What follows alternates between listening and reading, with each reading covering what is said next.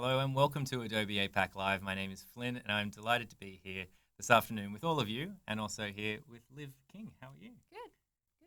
Hey, everyone. Hello, everybody. We've got some friends in the chat, some familiar faces. Hey, Jem, Festus, JB, Natal. It's really good to see you all in there. And if you're watching this and you haven't logged in, you can using your Adobe ID, so your Creative Cloud account, top right-hand corner. Log in, say hello, let us know where you're from.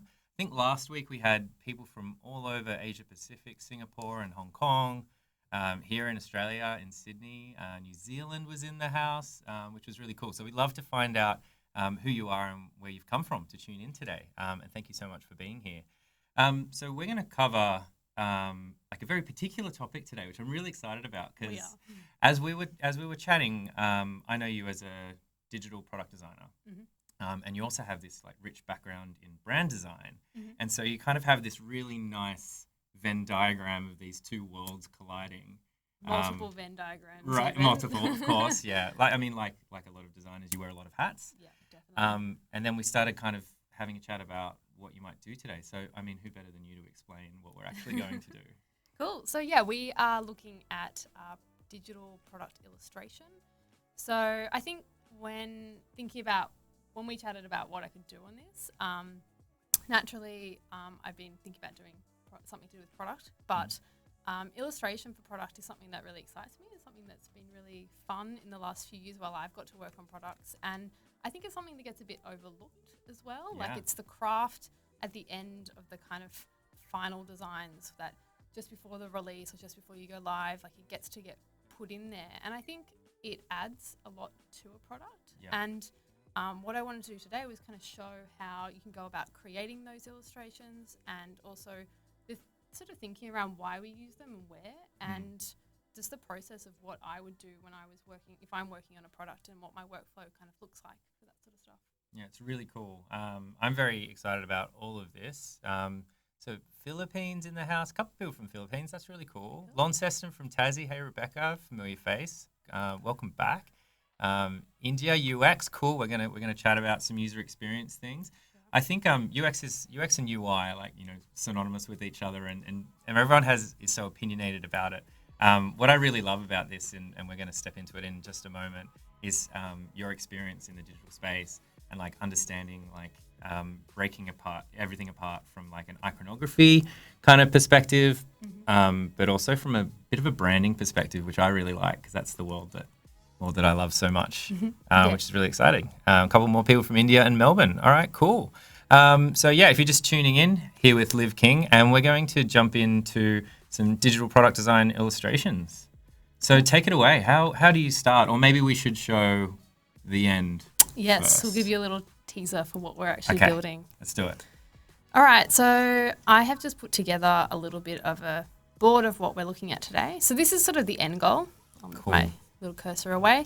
So it's quite polished, which is really what we want to get to. But obviously there's a lot of steps between sort of here and getting to that polish at the end. I think the polish is really important. I think it's really a great way to incorporate things like micro interactions and personality into a product, as I mentioned before. So this is what we're sort of aiming for. What I've done is create sort of a mock product. This is a product I would use if I could. It's sort of like a plant health kind of app because I'm terrible at looking after my plants.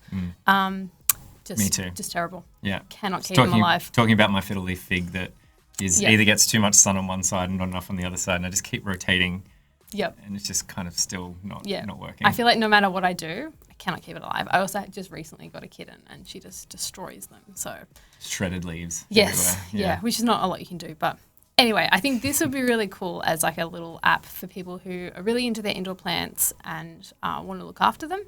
And there's many ways you could go about this, but I've sort of looked at a pretty simple version where you sort of can collect plants, you can have them in your garden, you can go to the emergency room for the plant, depending on what's happened. Oh, wow. If there's a real emergency, you want to rescue it. And then you can read up on the different plants that you might have collected as well. Oh, wow. That's great. So there's like 3 different sections that you thought might work within. And would this be an app? Yes. Yeah. So I've kind of designed this probably for an iPhone. I'm using quite specific iOS patterns Right. within this product. So that's just because I have one. But if you were doing it on Android, it'd be pretty easy to accommodate for that too. And these are just some key screens that I've got here. So nothing, it's not the full app, but we'll go through that process of what it might look like to kind of build up to that point as well.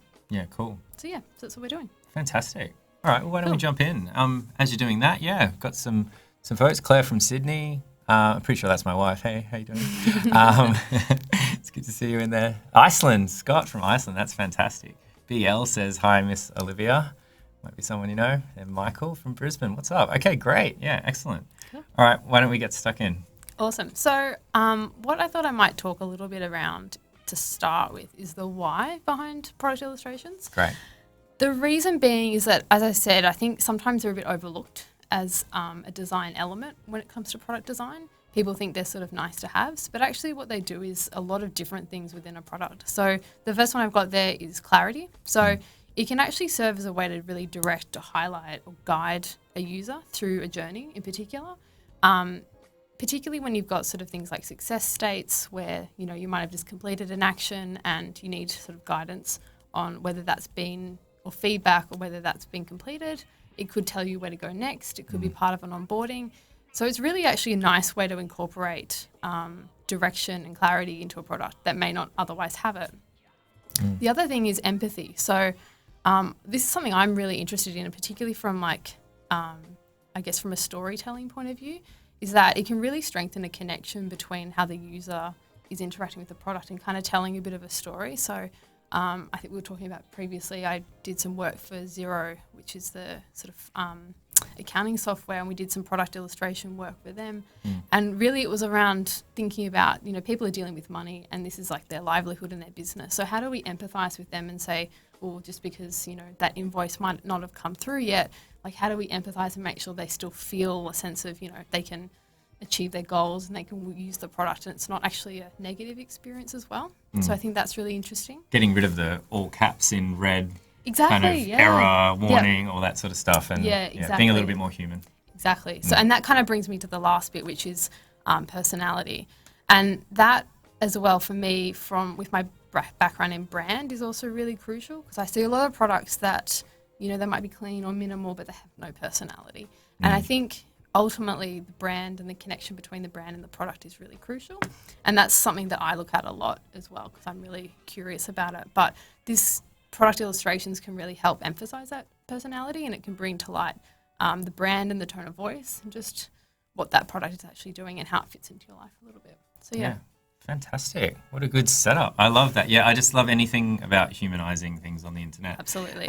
We were talking before about someone, studio I used to work in, and the creative director there, you know, used to say, so often you see copy and people designing for the internet instead of for the person. Absolutely. And you know, echoes a lot of what you just said there. Yes. That's cool.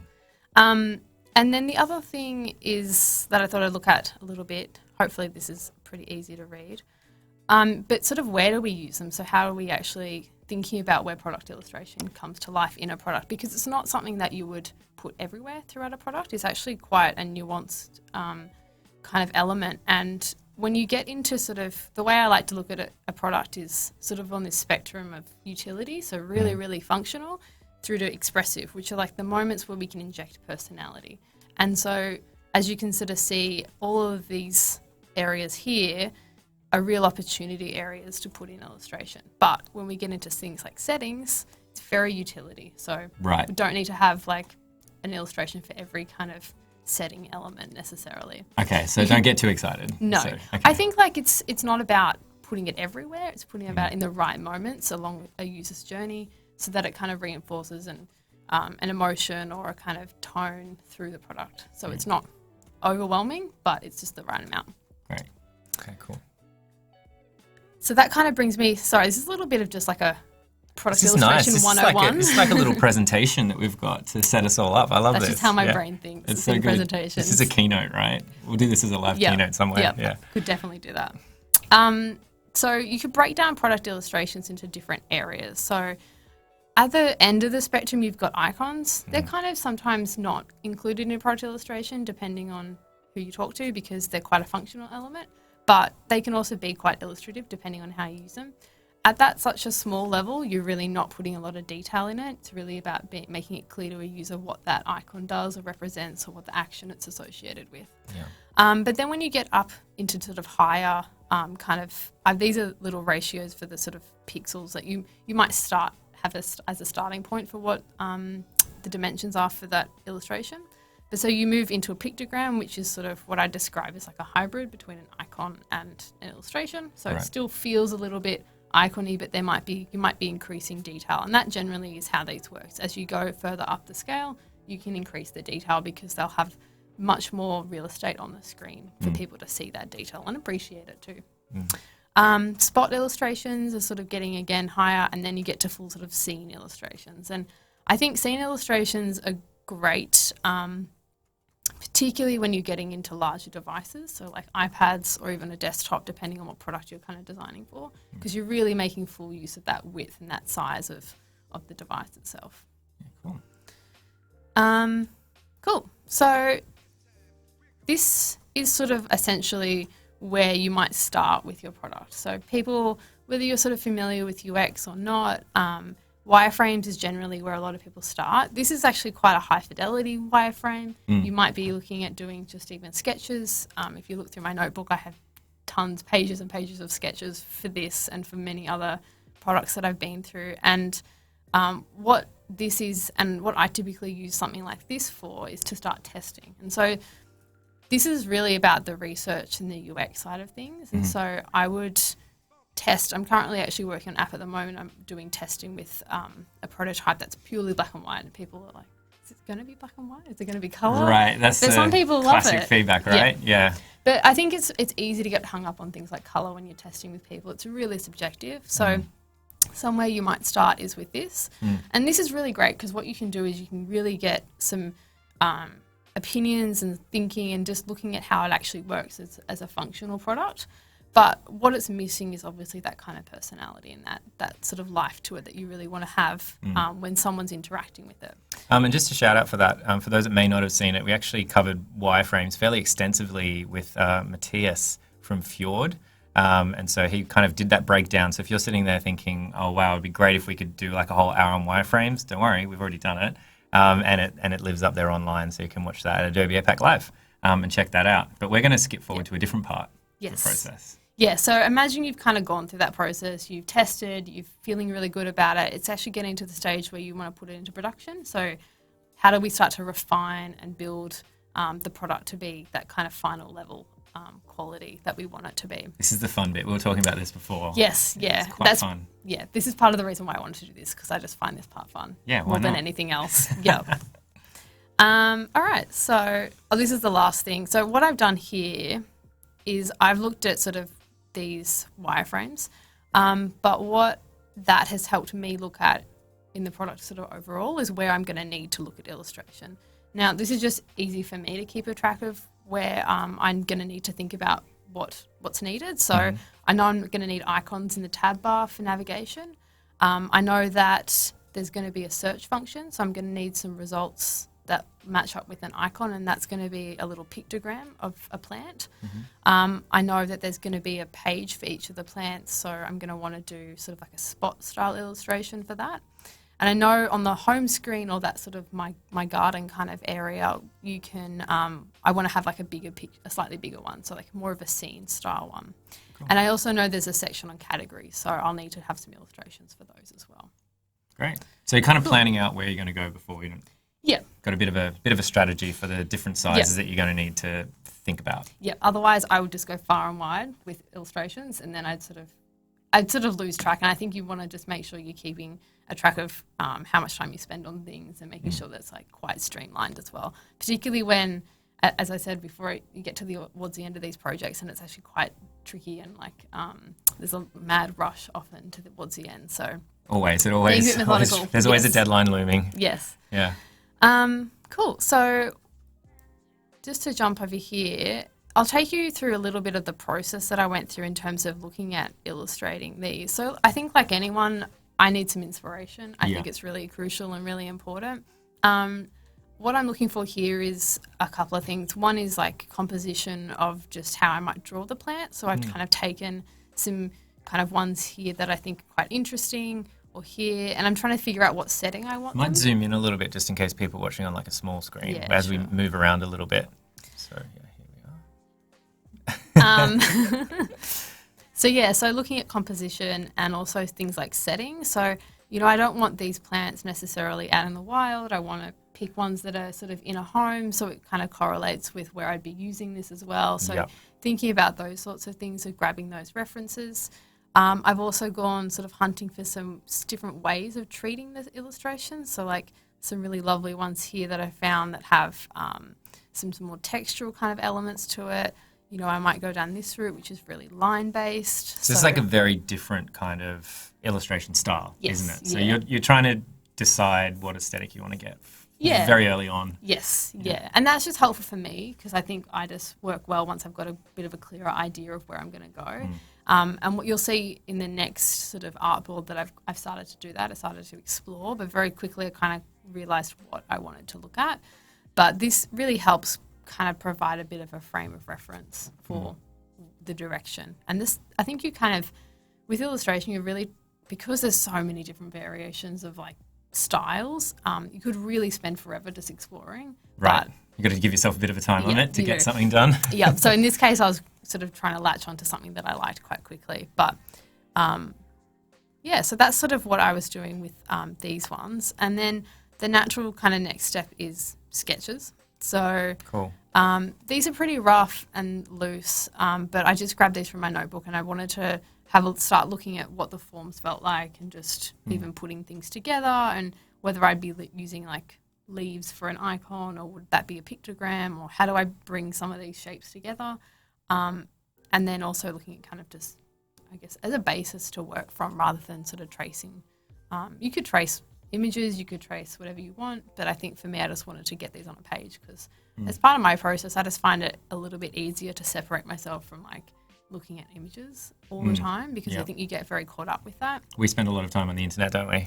We sure do. And speaking of which, you mentioned notebook. So when you mention notebook, you mean like an actual real life hold in your hand notebook, right? Yep.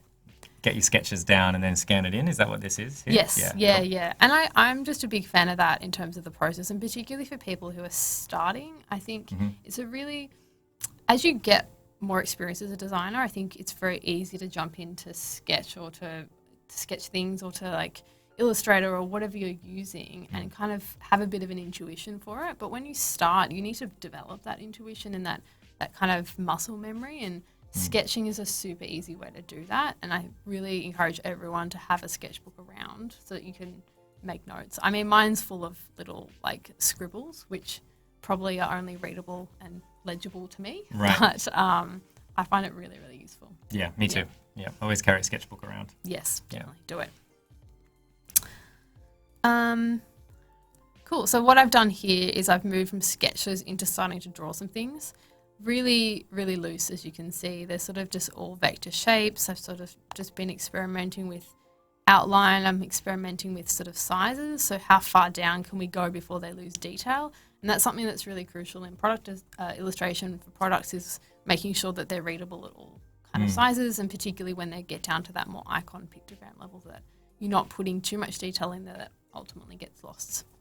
So I'm just pulling out some color palettes here. I didn't want the app to be like completely green because I think that was a really obvious choice. So I'm trying to find some balance with some of these other kind of earthy, kind of neutral colors in there. Looking at textures, so I've started, these are some vector kind of brushes that I've got in here, and those are really great, but if I'm being honest, I find them hard to use because they tend to like make the files quite weighty and they're a bit heavy. So as much as I like that, I think you could go down that route, and there's some illustrators out there who do really beautiful work with that sort of texture. I think with the time I had here, and just because this is a bit of a mock-up, I just went with something a bit more simple and started to refine something around this area, which is more just cleaner vector kind of shapes, but using a lot of different kind of shadows and stuff to kind of bring it to life. Which is cool, because if you are into textured vector graphics, there was an episode that we did with Ben Marriott at the end of last year. So you can search for that. That's in our illustration category on Adobe APAC Live. How good is that? 2 shout outs in one There episode. you go. You're setting me up. Great cross promotion. It's so great. Actually, we've got a couple of questions just before we completely get stuck in. Hey, do you end up going the same kind of style, like your illustration style, I assume, Rebecca means, when you illustrate, or do you change it up? I think it's really about the context of the type of product that you're kind of designing or what you're illustrating for. It really comes down to that. So for me, like, because this is a personal project, I can really choose whatever I like.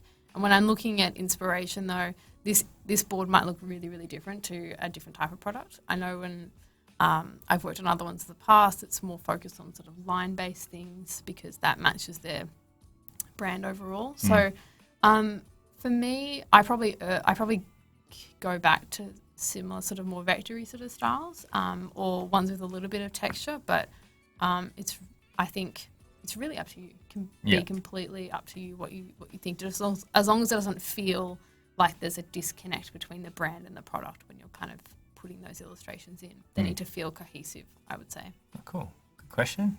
Fantastic answer. There's a question about how long would you spend on the scribbles. So we actually talked about time management a little bit there. Yep. How much would you ballpark? For these, I probably just put aside a couple of hours. There was probably more of these in my notebook when I actually did it.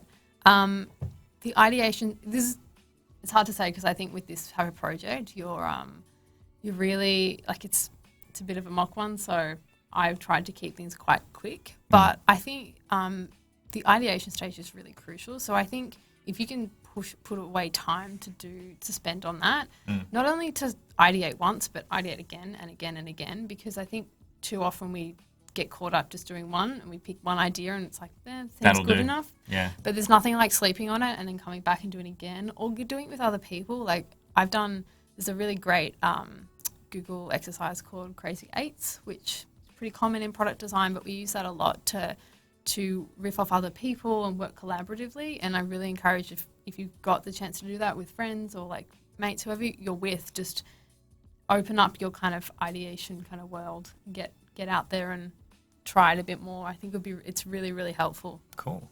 Awesome. Cool. So I guess at this stage I'm in my exploration, but I've got to a point around sort of here where I'm feeling kind of happy with how that's starting to look. I think maybe this is the style that I'll go with, so I'm going to start to bring that into some more production sort of files, which brings me to this.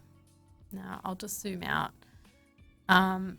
So what I've done here is I've started to just, I guess, create artboards that are the dimensions or the ratios of the illustrations I want to use. So they're kind of set ones for the iPhone X or 10 at the moment, just because that's what I have at home and that's what I was using.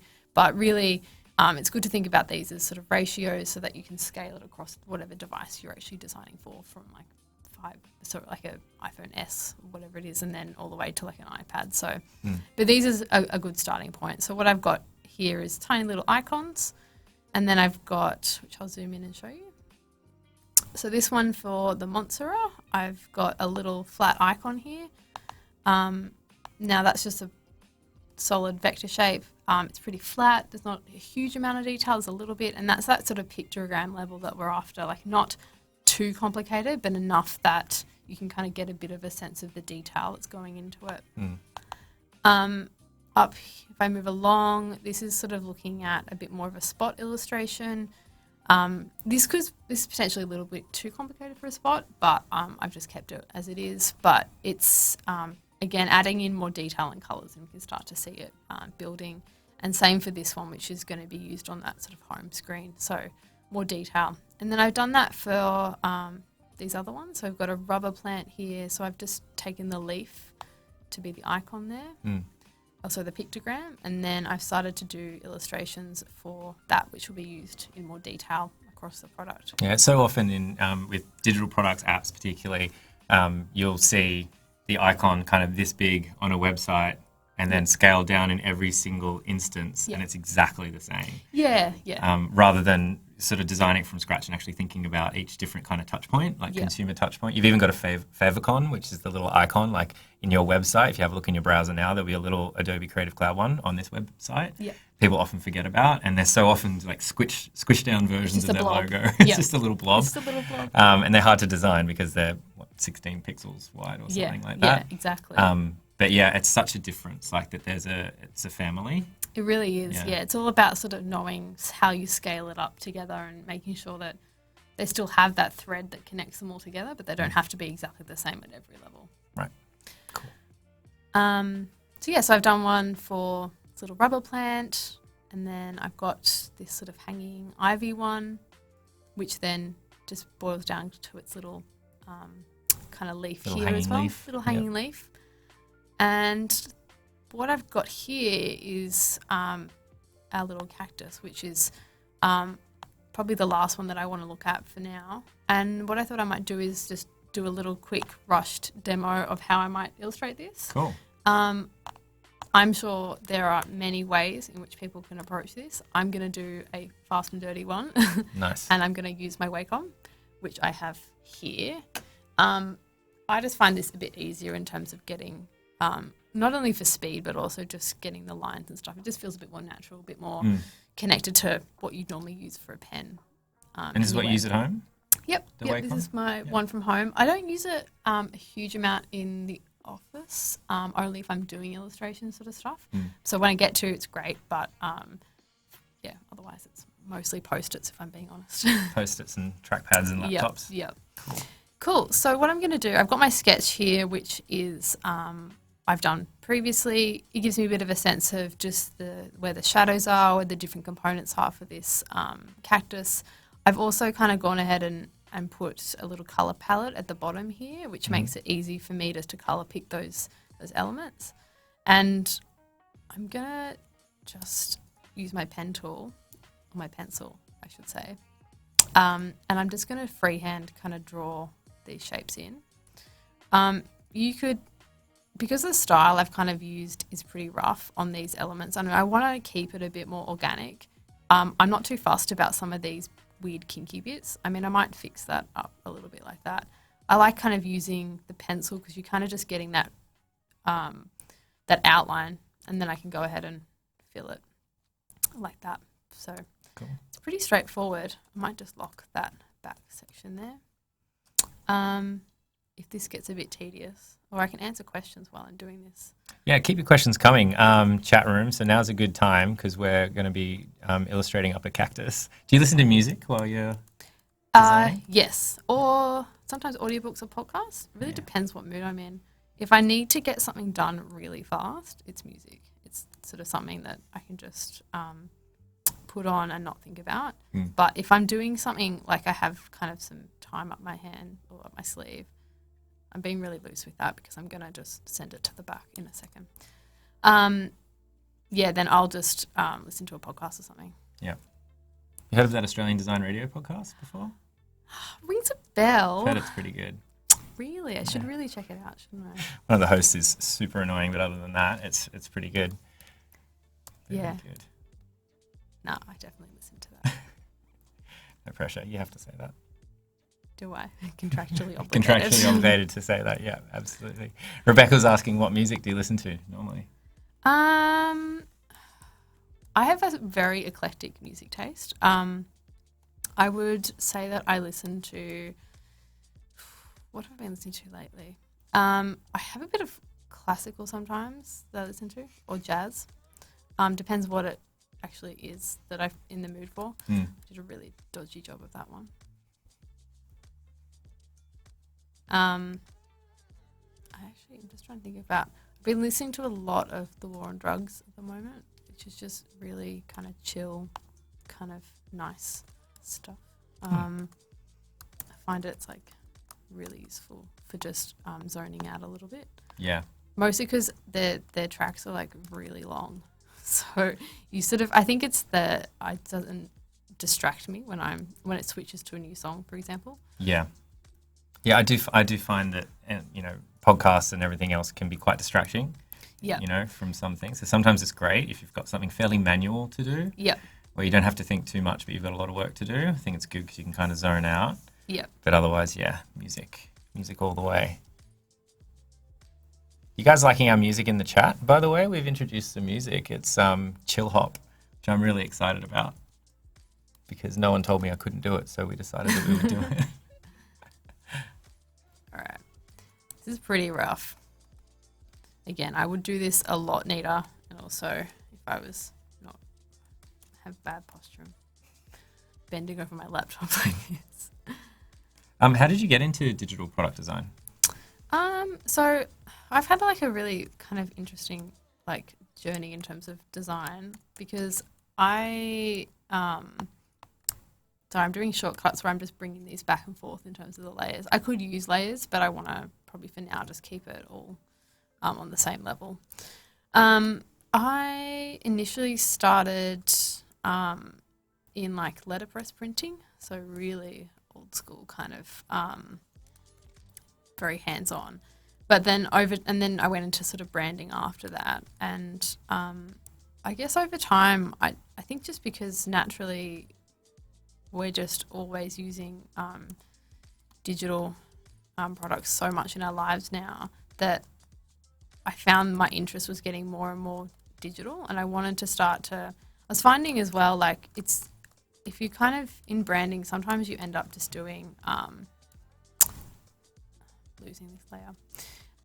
You kind of end up, you might get a project which is for a brand for a product, which could be really exciting, but you only get to really work on, say, like how it looks. Which can be a bit kind of frustrating as an experience, I find. Like I really love problem solving. So if I get a chance to kind of just problem solve the actual problem at the core of what that product is, then I think that's something that really has excited me in the past. So I guess while I was working at a place called For the People, which is a Sydney-based studio here, we got some product work that came in and I started to get more and more excited about it. And I think that just kicked off this kind of a bit of an obsession and want to kind of delve into it even more. And so, yeah, so that's where I kind of ended up. Yeah, that can often happen to us as designers, sort of right at the end. Yes. When everything's done, it's like, okay, cool, can someone please go make this pretty? It's kind of, I find it a little bit frustrating. I just want to, I want to look at the whole thing. Like if I'm explaining what I do now to my family who don't know anything, I kind of make the analogy of like, it's like building a house. And when you do product design, you're kind of looking at everything from the foundations through to, you know, the walls, like the wireframes or the plan. You're kind of talking to people how they want to use things. And sometimes graphic design or branding can kind of come in at the end and be like interior decoration.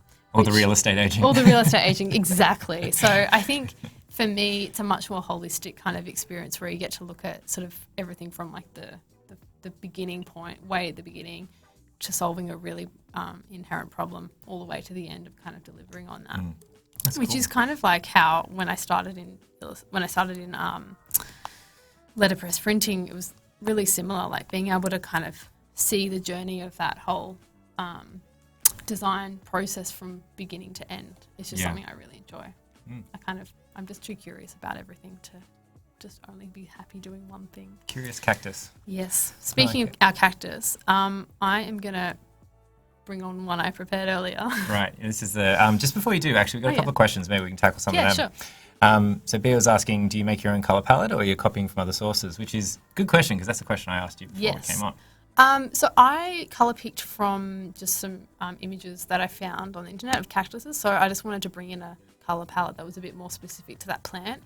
I think I could have just gone with a set amount of greens, but I think because the app in theory is very much about the differences between each of the plants, I think it was important to kind of keep something that was a little more photorealistic in terms of both the illustrations and the colour palette too. So cool. Yeah. Otherwise, sometimes I'll just try and find sort of, I might collect things that I find over my, trawls of the internet and save them for future colour palettes. I do that a lot.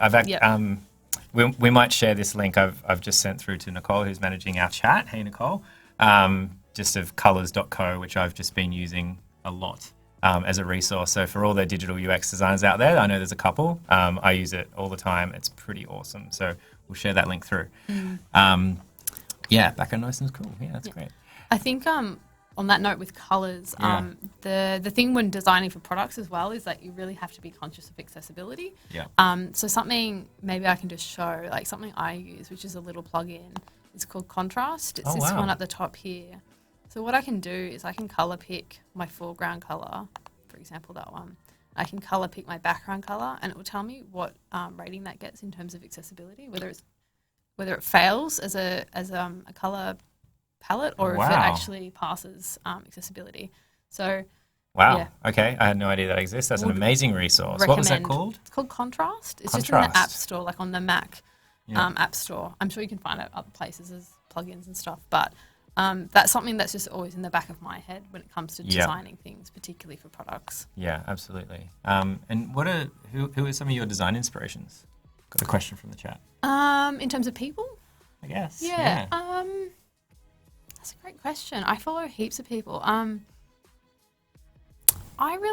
think the people that I get a lot of inspiration from is just people I've been able to work with in the last few years, particularly a lot of women who I think are doing so much in terms of just amazing thinking, or they have a lot of skills. So like I do look further afield in terms of international kind of audiences, but I think for me it's the people around me, like particularly mentors, friends, the ones I've got to work with. I have this little group of girls that I used to work with. We call ourselves the Taco Club, and that to me is like super inspiring because usually we just get together and chat about things that are on our minds, topical things. So that's really, really important. And I think, that's where I get inspiration from. That's awesome. People. Yeah, shout out to the Taco Club. That's awesome. What a cool name.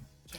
Nice. All right. So I am going to delete this guy, and then I'm going to bring up this one, which I have magically prepared earlier with less time constraints. I'm just going to take it off this layer and put it, unlock those. So this works, bring it off this layer. As you're going, I'm going to rattle off a couple more questions. Go for it. So Daniel was asking, he said he finds the XD video mock-up of how the app demo is really useful. Do you show your mock-up as a static image or demo video? If it's towards like a client or just in general? I would say it's in general. Maybe like if you were putting this app in the App Store, would you kind of create static images or demo? Correct me if I'm wrong with that interpretation of your question. It's a good one. Look, I'm a big fan of video over static, particularly like I think with these sorts of things, it's all about telling a story, like and communicating things in a way that people understand. So what I want to make sure is that whether that story is told well statically or whether it's told well in video, it doesn't really matter. Just choose the best medium is what I would say. But generally as a rule, I find that like video just tends to speak a lot louder to people and people understand it. You can also condense kind of information quite quickly into like a short amount of time and possibly more so than what a video might show you. That's true, yeah. Would that depend on budget and everything as well, like to put together a video or and time maybe? I think it depends on the quality of the video. Like I think nowadays, and I think in XD for sure, you can screen record those your prototypes. So I mean, the lo-fi version is just doing a nice little screen record of that, making sure it's got a really good flow to it that people will understand, and then you can upload that in theory. So that would be the really lo-fi version.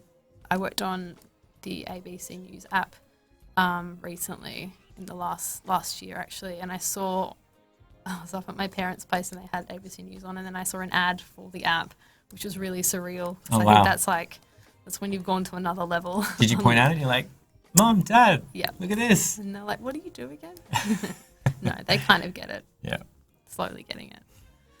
All right, so I'm just like adding some little details onto here. Like it's not perfect. I sort of, again, these illustrations are quite quick, but I'm just adding a bit of that extra detail, which at this level for like scene kind of illustrations are quite useful. And then what I'll do after this is then just take it and make it a little icon as well. So I've kind of grouped this little shape and I'm just duplicating it, and I'm not really fussed about evenness because it's nature and nothing's even in nature. So it makes it look more Bea was asking, do you work better alone or in a group? Definitely in a group. Yeah? Yeah. Why is that? Well, it's probably my preference. Like, I like working alone on some things, like where I can just take my time, or like I'm enjoying the process or whatever it is. But I think, generally speaking, I find that more minds are better than one. And I've just had some really great experiences working with people who just broaden how you think about stuff. So it's not, it's very easy to get caught up in your own head about how something should be. And particularly in product design, what we're trying to do a lot of the time is just get out of like the assumptions that are already built up and the biases that we have as individuals. So a lot of that is just about making sure that you've got other perspectives, whether that be, different genders or different ethnicities or different backgrounds. Like, I think all of that makes you design better and for more people rather than just for yourself, which is the risk if you kind of design alone. That's so true, yeah. All right, so I just very quickly then grouped or mushed it all together. I'm sure there's I used Pathfinder to like bring all those together. What is the word for that? Merge. Mushed. I prefer mushed. I'm just going to tidy up these edges a little bit because they're a bit kind of... Basically what I'm doing is I'm imitating that little shadow that I've got behind all of the other ones. As you can see up here, I've got this sort of shadow. The light for this one is actually coming from this direction, so I'm just going to chuck it. I'm going to minimize it a little bit. Send it to the back. Bring it forward a little bit. Nope. There we go. So I might just do that, and then I might just reduce the opacity on that a little bit, so it's not clashing too much. I've noticed this a bit also with other illustrations. It's kind of showing it in this space, but then there's almost always like a shadow to try to give you a little bit of depth. Yeah. I've noticed. Yeah, I mean, this is just a style that I'm kind of interested in and I thought suited the product, but you don't have to. It's sort of up to you. I'm going to just copy that across onto this one here, which is what I might have for the home screen if I've sort of added this to like my little collection of things. And then the last thing not quite the last thing, but I'll grab this little shadow. Now this is probably going to look a bit dodgy, but I'm going to use that outline just to form the basis of the pictogram. Sort of looks a bit like some sort of dog at the moment, which is quite cute. Kind of looks like Winnie the Pooh. Yeah. If he was taller and his head was coming out of a flower pot. Yeah. I can That's what definitely... you're going for, right? Yeah, for sure. Okay, cool. I could Mr. Squiggle that into something really interesting. Second Mr. Squiggle reference in 2 weeks. Really? I'm very excited about that. That's great. Yeah. I hope Mr. Squiggle's still around for kids. So at some much. point. So what I'm going to do is I'll just quickly kind of... I might just adapt this a little bit. I might oops. You can see it's interesting. I'm just going to round off a couple of these edges and then see how that goes. I'm going to just merge that. Is that because it's getting quite small? You don't want to have that like finite level of detail? Yeah, so you can sort of see when I brought it over, there's some little bits there, which are kind of a bit funky, and really you don't want necessarily to have that at that level. So what I was thinking here was that I might just kind of reduce this. I might actually get rid of this little section. So I'm just going to get rid of those points. I'm going to grab these ones down the bottom, that one and that one, and I'll do Command J to bring them together. So just get rid of that. I'm sort of hoping this will eventually look a bit more like a cactus once I'm done with it. If not, I might just kind of tweak it a bit more. And I think there's sort of license for interpretation at this level. Like, I think what your goal is not to kind of replicate the exact kind of illustration you've just done, but it's really about legibility at this level. So I just want people to sort of be able to look at this little icon and say, oh, okay, that's a cactus, or that's some sort of succulent. Right. So let's merge this together. Like, it now looks like a sort of blob waving at you, which is cool. Let's just for time's sake, go with this because I think I'll get the idea. But ideally, what I might do, maybe, I'm just trying to think. No, I think I'll keep it like that. Something I could do maybe is just, at this level, you may not see this, but it might be helpful for someone to see a little bit of those little spiky bits that might typically be on a cactus. So I'm just going to kind of place them around, see how that feels. While we're going, I have another question. Just to expand on B's question, how do you keep things productive in a team? Time limits, time boxes. Time limits, yeah, it's interesting because the following from that was personally for me, it tends to devolve into casual conversation and joking around. Yeah, I think that is a tricky one. What I have found is that when it comes to like particularly collaborative work, that dynamic is great. Like I think you want to have a fun dynamic while you're designing, always, like definitely a key. But you also obviously need to get work done. So, right. When working with teams, I think a lot of it is about like just setting time limits and sort of being quite particular about like, okay, we're running this workshop, it's going to take X amount of time. All right, well we've got.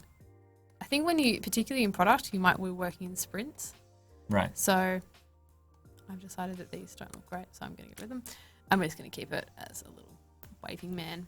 But yeah, so I think you're often working in sprints, so you have like a really quite detailed idea of where things will go next and what the exercises are. And there's, particularly if you work in sort of more like agile environments, you might have a lot of rituals. So there's a lot planned already ahead of you.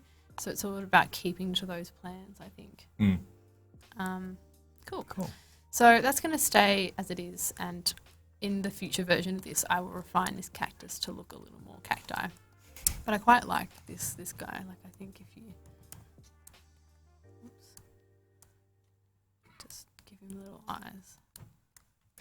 It's a happy little waving cactus. Yeah, there you go. He's waving to the chat. Hey guys. Hey, what's up, chat? Ask me questions. He's asking a question. Yes. Or she. Let's say she.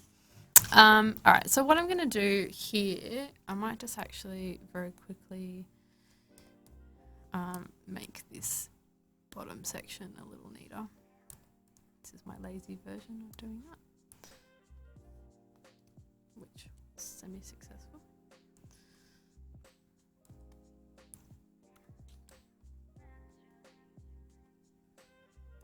I just find it funny watching other people use Illustrator because everyone's just developed different techniques as they go. Everybody that comes on the show always throws out the disclaimer. Yeah. Hey, this is just the way that I do it. This is just my style. Yeah. No matter how experienced, everybody always throws out the disclaimer in case there's another designer watching. But, you know, these products have been around for a long time and added features, so many features over time that everyone's got their own style. Absolutely, yeah. And it's a lot to keep on top of. There's a lot of new features coming out for everything constantly, and a lot of movement between apps to get things done. Yes, yeah. I think over time you just develop this sort of muscle memory. I think we were talking about that before. And so, like, even if there is a better way to do it, often you don't find it until someone's like, you know, you could just do this with one click. And you're like, I just didn't know that. That's why you come to Adobe APAC Live at 2 p.m. every Wednesday to upskill. Great segue. All right, so what I'm going to do now that I've got these in, like they're sort of looking pretty good. I've got all my other ones. I've also got these ones, which I might just actually, while I'm here, grab this one. And I've got a little categories section. So I have a screen in the app where you can select or try and find out more about different plants based on the category. So I'm just going to... might just switch to my mouse at this point.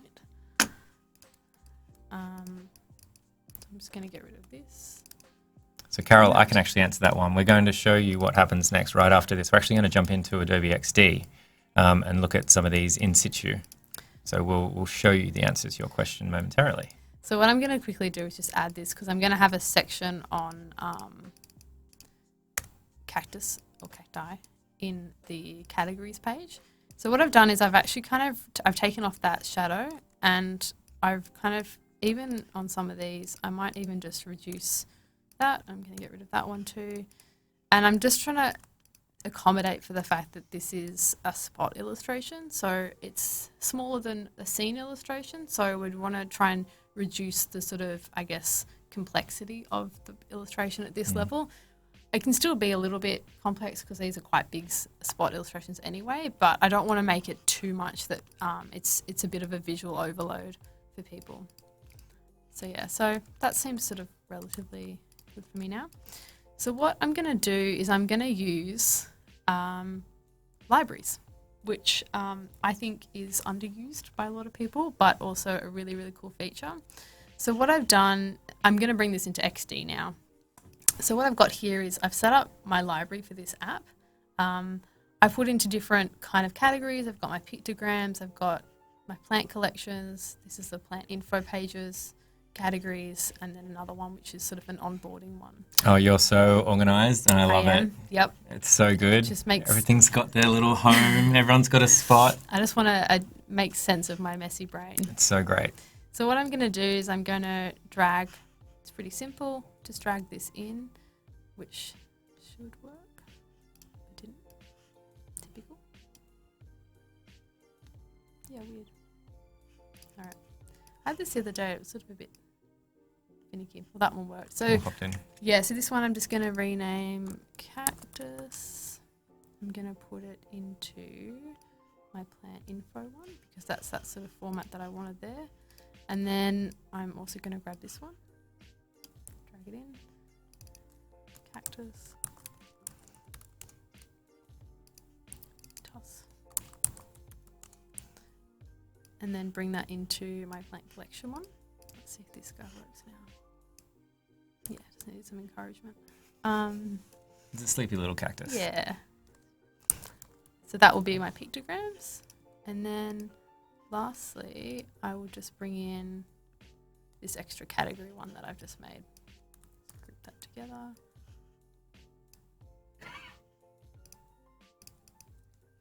Cactus. Oops. And I will bring that into my categories folder here. Now, these folders don't necessarily translate into XD, but I do find it helpful just for future use, depending if I'm going to use this across other different products, it will be useful. And also, again, just making sense of things. All right, so that brings me to XD, which is very exciting.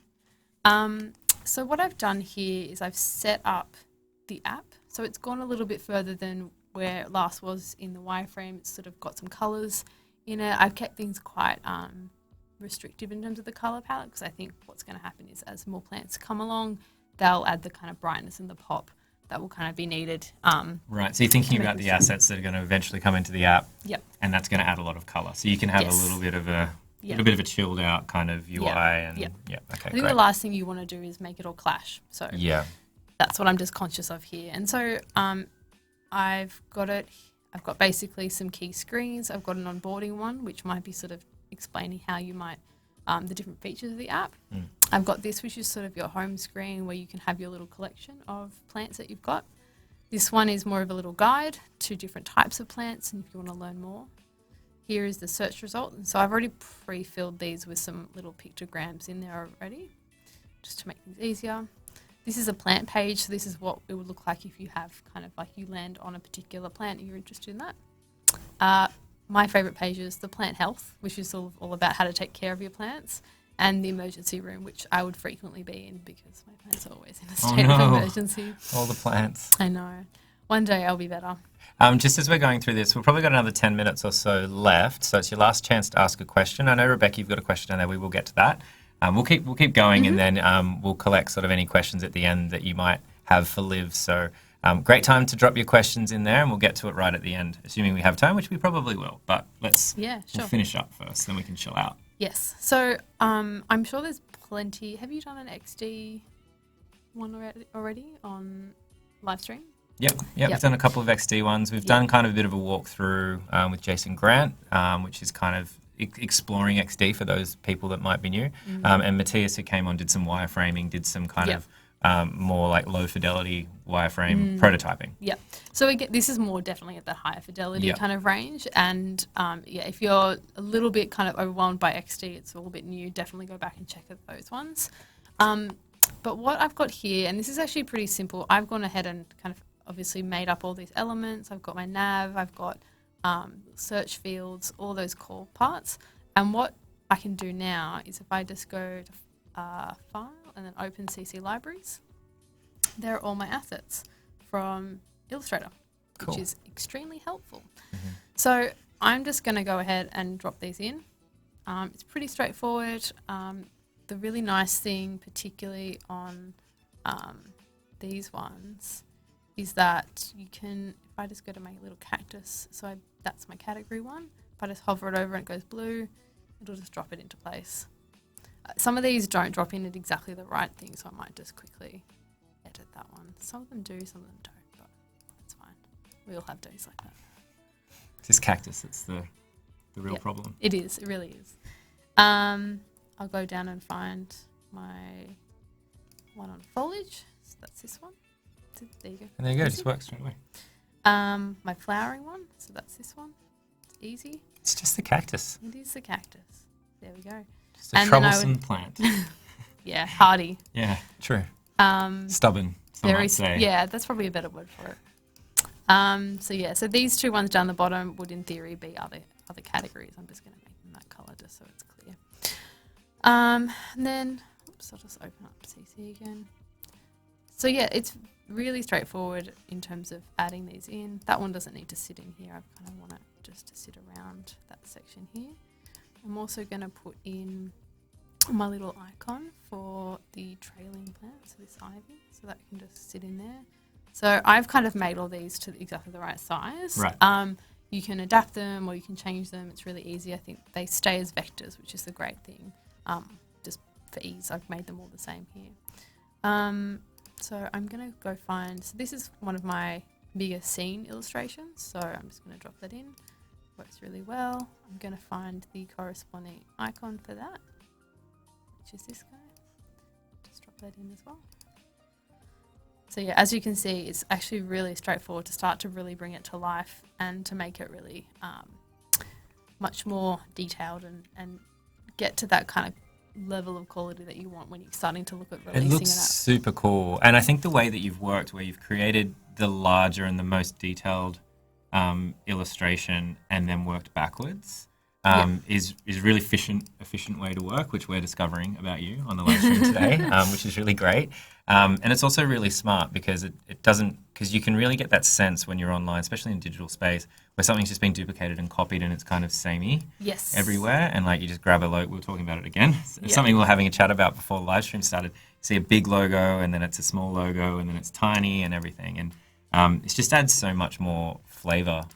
Yeah. And kind of, it's a bit more refreshing as you're kind of bouncing around an app for it to be considered and specific. That's it. The word's considered. It's considered, and I think it's crafted as well, which is also like a really, I think people really appreciate that. It may seem like a subtle thing and a small thing, but it can be the difference between someone really engaging and wanting to feel connected to the app versus sort of just not really bothering. I was talking to someone, yesterday, someone was telling me, it was another designer, and he was talking about a particular interaction on an app that was like a tiny little micro interaction, but when you refreshed it, it did something. And it's like, he said, honestly, I come back to play for that. And it's like, pull down refresh and like some little. I think there was something particular it did, to like sent something off, and it was like subtle things like that actually just really can elevate a product to being really something that people love. My old creative director used to sort of say this thing, which was, I think, someone else's quote, but he stole it.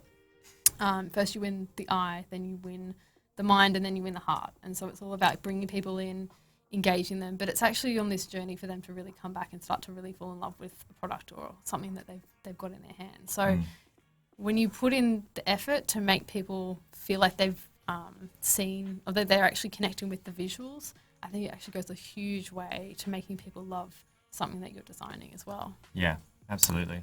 Yeah. So basically, there we go. I've dropped in all of my illustrations. They're all looking pretty good.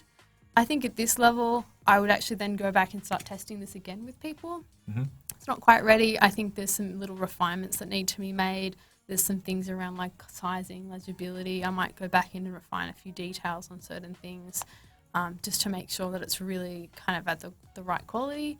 And then I would basically, I'd prototype this one, and then once it's ready for production, I would start to artwork the files, which, given that they're already, depends who you're handing it off to. There's a lot of different ways you can import it into different, there's one called Zeppelin, which I think a lot of people use, which is sort of a good handover tool. Alternatively, if I'm using iOS, I can just save these as PDFs and they can import that as vectors. So it's really easy.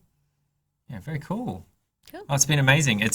I love the little journey, and then sort of we get to the end, and once you see everything like in situ, you can really see kind of where the planning and efficiencies all come through. It's super cool. Thank you so much for coming on. No problem. There was a couple of questions I think we missed that we were saving. So Rebecca was asking a question to the UI process. How much time do you spend on client and user personas? Good question. It depends on a lot of things. It depends on many things. Right. But it's one of those things you have to kind of. It really depends how much you know about the persona already. So I think, and it also depends on the size of the product. So I worked on a product last year as well, which I think has, well, even the ABC app, like hundreds of thousands of users. So really, actually, what you're getting into is this huge gamut of society that you can't really predict what they're going to be using or how they're going to be behaving. So spending time on personas is really valuable because you're then learning a lot about who they are and how they're using it. You can think about how new features might target one user versus another. Like, it's really about getting to a point where you as a designer feel like you're walking in their shoes and you can actually design for them. Right. So I think it really depends on the scope of the product. Whereas now at the moment I'm working on a product that's a bit smaller, like a much smaller sort of segment of people that would be using it. So, and also timeframes, didn't have a lot of time. So we probably spend a day on personas, for example. Like, it doesn't have to be, it depends as long as what you get out of it is this ability to kind of design for that person and know sort of who they are and keep them top of mind, then I think you're kind of getting enough out of it. I guess there are a lot of tools like that, and the answer is, of course, well, it depends, and then you kind of break it down. There are so many tools within the user experience and UI thing that you could spend years, absolutely, like doing diligent work, but then you've spent years building it out, and then maybe it's redundant anyway. Or you're definitely gonna have an upset client if you take years to make it out. So it often is a lot of picking and choosing, and not everything, the right tools for the job. I suppose. Absolutely. Yeah. Cool. Great. All right. Well, thank you, everybody. Don't think there's any more questions.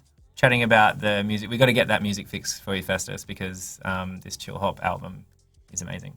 We'll finish up. Do you have any advice for anyone that's kind of, I don't know, maybe an illustrator or a designer that wants to get more into product design that might be watching this, or even vice versa, someone that's in product design that's never done any of this kind of illustration for any of the products that they've worked on?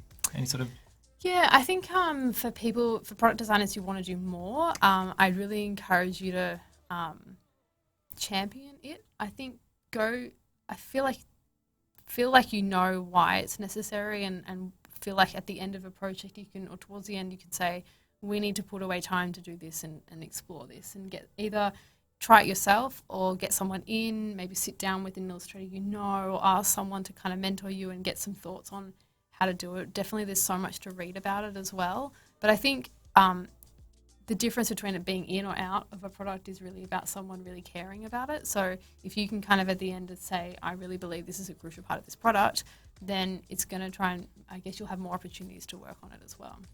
Great. And I think for illustrators getting into product, I think I would think about more of the research and the UX side of things, skill up a little bit around that, so you know where your illustrations are actually having the most effect, kind of learn a bit of the basics there, but then go wild. If you're already an illustrator, that's amazing. Like, I think use what you've got. So, get stuck in. Yeah, definitely.